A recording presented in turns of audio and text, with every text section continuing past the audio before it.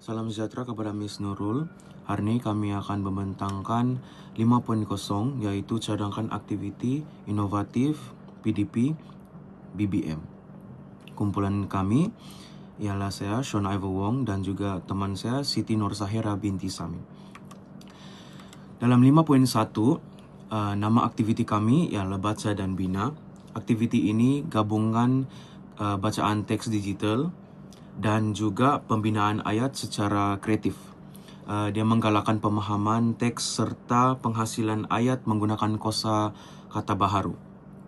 Di 5.2, kaedah kami ada dua, yaitu pembelajaran kooperatif dan konstruktivisme.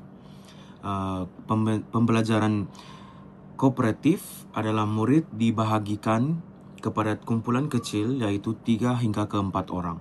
Dan konstruktivisme ialah menjalankan aktiviti bacaan teks digital dan juga menyelesaikan tugasan berbentuk kuis, perbincangan, dan pembinaan ayat.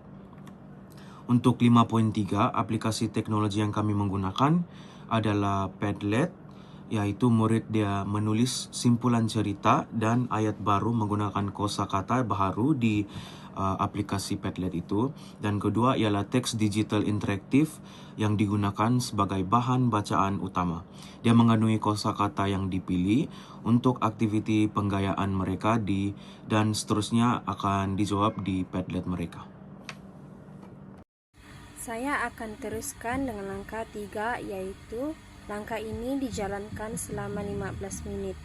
Pada peringkat ini, guru akan meminta murid memberikan respon secara berkumpulan dengan menggunakan aplikasi Padlet. Murid akan menulis ayat berdasarkan kata hubung yang telah dipilih dan memuat naik ayat tersebut ke dalam Padlet.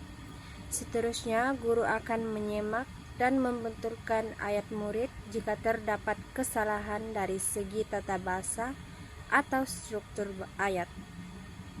Selepas itu, murid akan berbincang dalam kumpulan untuk membina satu ayat berdasarkan situasi yang diberi dan menaip ayat tersebut dalam Padlet.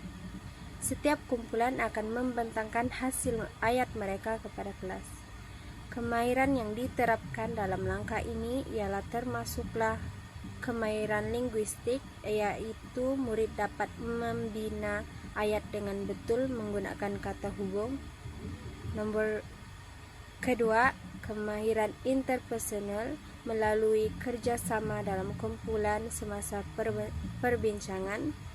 Yang ketiga, kemahiran digital dengan menggunakan aplikasi Padlet untuk menghasilkan dan memuat naik tugasan mereka.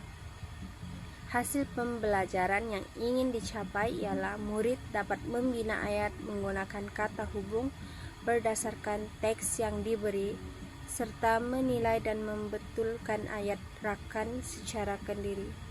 Dari segi kemahiran berpikir aras tinggi atau kebat, murid akan dapat mengaplikasikan isi teks, membina ayat baru secara kreatif dan konstruktif, menilai ketepatan penggunaan perkataan dalam ayat. Akhir sekali, antara nilai yang dapat diterapkan ialah kesedaran, keyakinan, dan pembelajaran kooperatif. Alat bantu mengajar yang digunakan dalam langkah 3 ini ialah teks digital dan aplikasi Padlet. Langkah ini bertujuan untuk memberi ruang kepada murid menilai pemahaman mereka secara aktif dan membina ayat dengan lebih yakin dalam suasana yang menyeronokkan dan kolaboratif. Itu saja dari kumpulan kami. Sekian, terima kasih.